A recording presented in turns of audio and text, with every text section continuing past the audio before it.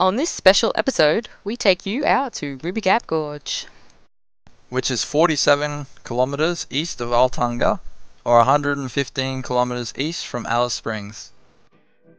We got up early one morning during our stay at Arltunga to make the trek out to Ruby Gap Gorge. It was never on our radar until we were told that it was absolutely stunning and we would be crazy not to go see it. This was the first minor, tricky part of the track into Ruby Gap Gorge.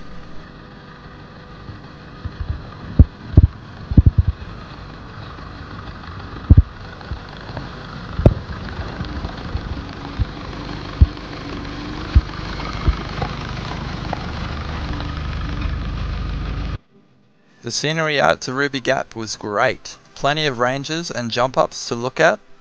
You definitely need a four-wheel drive with high clearance to access the gorge, as the track has some minor obstacles on it. It took us just under 2 hours to drive out to Ruby Gap Gorge.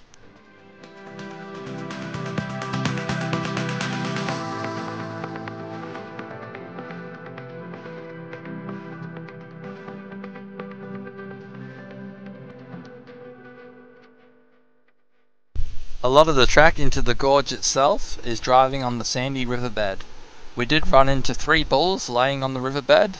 We were a little hesitant to pass them at first as they looked a little bit angry. They eventually moved away.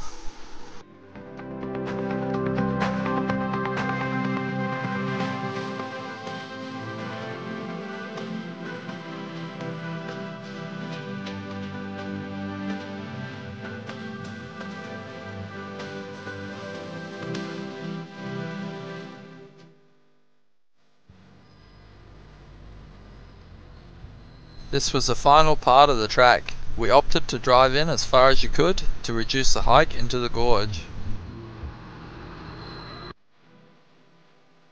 The people we spoke to were right. Ruby Gap Gorge was stunning. We were told by an inside source that if you look closely in the riverbed sand, you will see red garnets, which we did. The riverbed was covered with them. Also, what we thought made this gorge unique was the noticeably purple riverbed rocks you hike over to get into the gorge.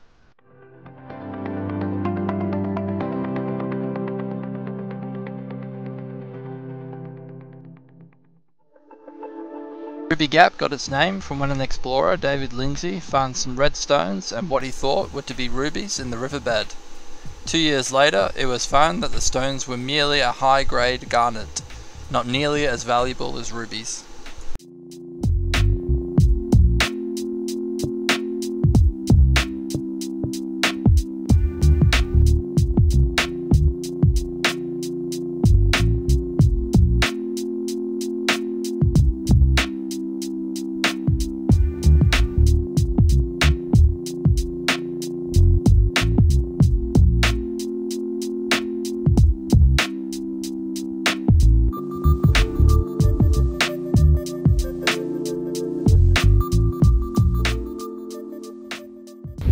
Hey guys, so we're here at Ruby Gap Gorge, which is about 44 kilometers east of Arltunga. Yeah, it's about 110 k's out of Alice Springs.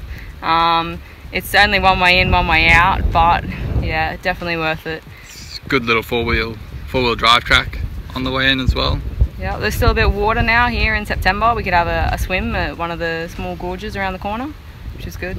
And you can have if you've got a keen eye, you can have a look at the red garnets scattered along the places. Yeah, if you walk up a bit through the riverbed, if you saw obviously our video, you'll see it. We found some red garnets in the riverbed, which is pretty cool. And some dingoes. Yeah, saw a dingo.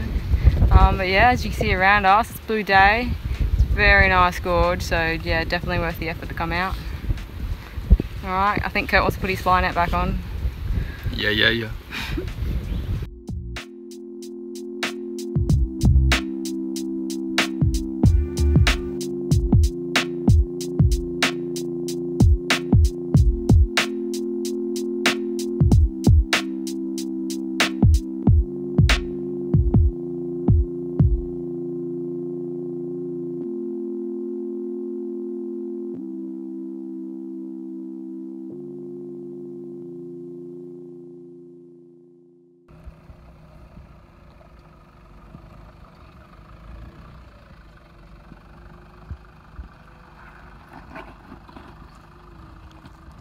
We were both satisfied with our time at Ruby Gap. We decided to start the trek back to camp. The deep sandy riverbed is the main track in and out of the place, so this is why a four-wheel drive is highly recommended.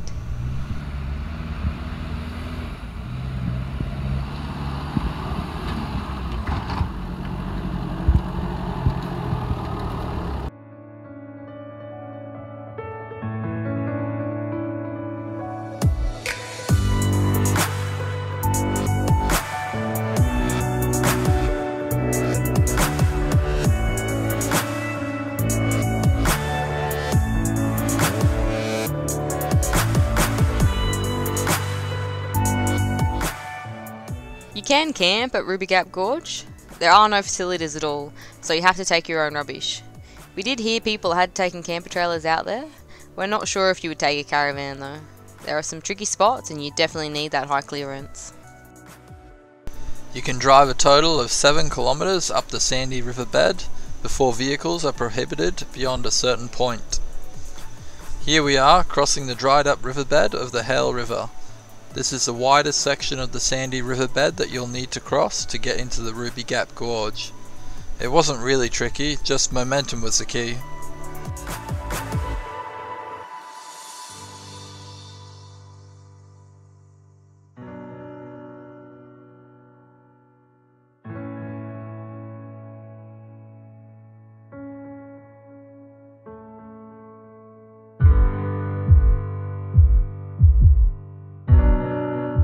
Definitely recommend the effort to visit this gorge if it fits in with your schedule.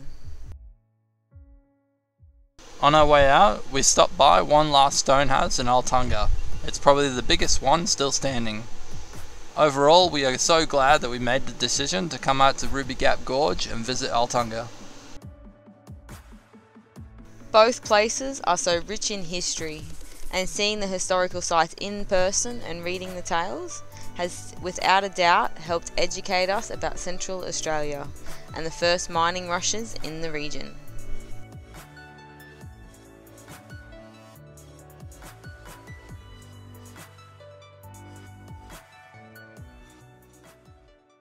Join us next time as we tackle the West Macdonald Ranges out to Kings Canyon and Uluru.